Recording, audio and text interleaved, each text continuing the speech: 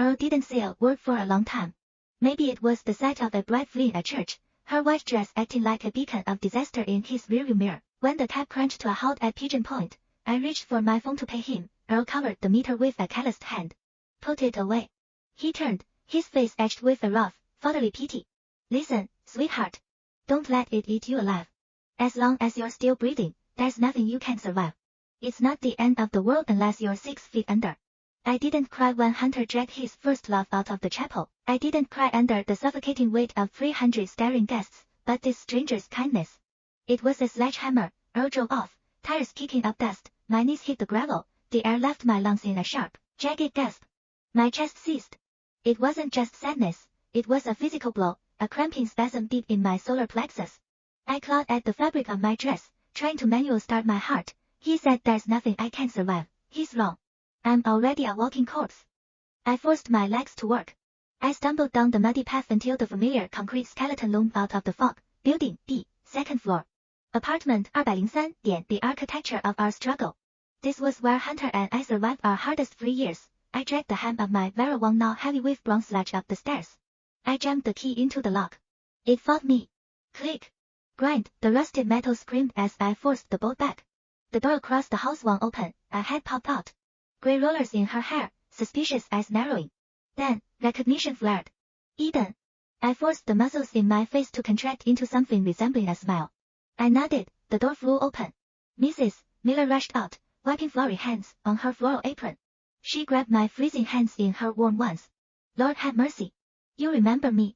Mrs. Miller. I used to live right next to 2 kids.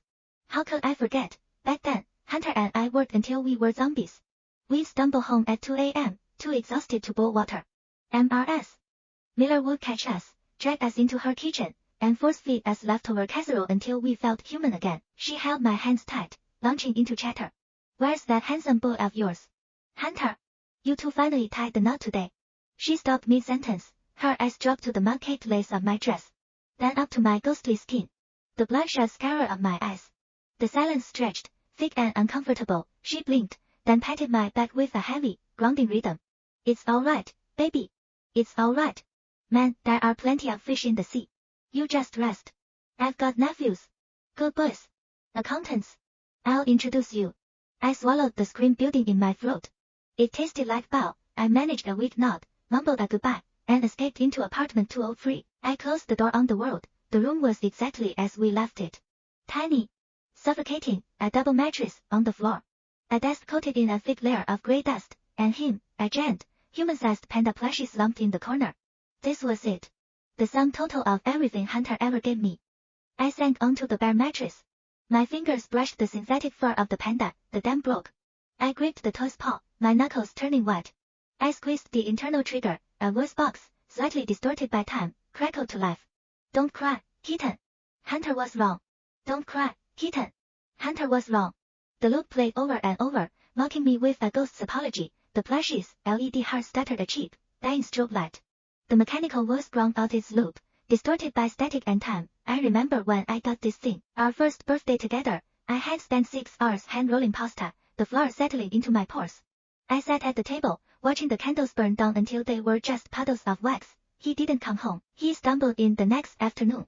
His eyes were red-rimmed, his suit rumpled, carrying the exhaustion of a man who had run a marathon. He shoved the panda into my arms. An apology gift. For you, he mumbled. I was so happy. I hugged that synthetic fur like it was spun gold. I was an idiot. I didn't know that.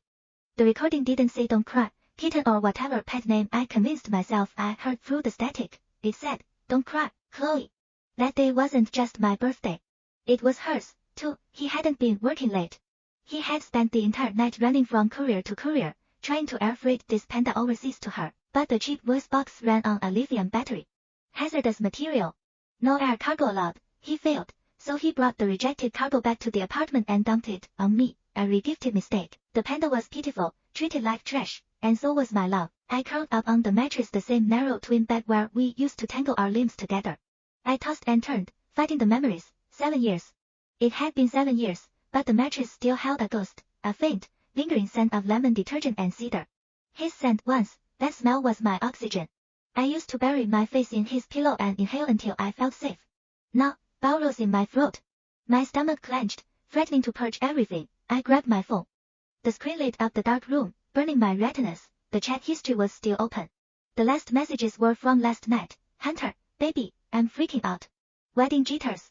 I can't sleep. Hunter, just remember, once we're married, you're the boss. My wallet is yours. I'll even scrub the floors. Hunter, I love you. I let out a dry, broken laugh. It sounded like sandpaper, pathetic. 12 hours ago, he was role-playing the nervous, devoted groom. Today, he left me at the altar without a backward glance. He didn't even look at me. Not once, but why would he? You don't say goodbye to the placeholder when the real thing comes back. I was just the seat filler. Now that Chloe the main character had returned, I was just clutter to be swept away. Right now, he's probably with her. Holding her. Whispering the words that were written for me, my thumb hovered over the screen, trembling. Suddenly, 3 new bubbles popped up. The timestamp mocked me, just now. Hunter, Eden. Where the hell are you? Hunter, stop being dramatic. So we didn't get married.